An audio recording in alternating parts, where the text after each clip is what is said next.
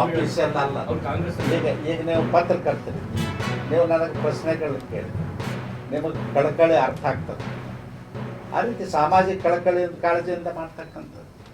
ಅಂದ್ರೆ ಅವ್ರು ಹೇಳೋದು ಸಂವಿಧಾನ ಜಾರಿ ಬಂದ ಇತ್ತೀಚೆಗಂತ ಒಂದು ಹೇಳಿದ್ರು, ಅದು ವಿಷಯ ಮಿಕ್ಸ್ ಮಾಡೋದ ಇಷ್ಟಕ್ಕೆ ಸೀಮಿತ ಆಗ್ಬೇಕಂತ ಮಾಡಿದ್ವಿ. ಇಲ್ಲದಿದ್ರೆ ನೀವು ಬೇರೆದು ಬರೀತೀರಿ. ದಲಿತ ಮುಖ್ಯಮಂತ್ರಿ ಕೂಡ ಸುಮ್ಮನೆ ಚರ್ಚೆಗಳಿದೆ ಇಷ್ಟು ವರ್ಷಗಳ ನಿಮ್ಮ ಉಪಕರಣಗಳು. ಅಲ್ಲ, ಈಗ ನಾನು ಕೇಳ್ತೇನೆ, ಖರ್ಗೆ ಅವರೇ ಈ ದೇಶದ ಕಾಂಗ್ರೆಸ್ ಅಧ್ಯಕ್ಷ, ಮತ್ತೆ ಯಾಕೆ ಕರ್ನಾಟಕದಾಗ ದಲಿತ ಮುಖ್ಯಮಂತ್ರಿ ಮಾಡಬಾರ್ದು?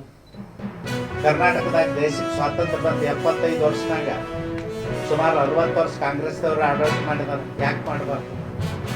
ಬಿಜೆಪಿ ನಿಮ್ಮನ್ನೇ ಮಾಡುವ ನಮ್ಮಲ್ಲಿಯೂ ಮಾಡಬೇಕು. ನಾನು ಅದನ್ನೇ ಹೇಳ್ತೇನೆ, ನಮ್ಮಲ್ಲಿ ಅವಕಾಶ ಬಂದಾಗ ಮಾಡಬೇಕು. ನಾನು ಅದರ ಪರವಾಗಿದ್ದೇನೆ. ನೀವು BJP ಅವರು ಕಾಂಗ್ರೆಸ್ನವರು ಅಂತ ಪ್ರಶ್ನೆ ಅಲ್ಲ.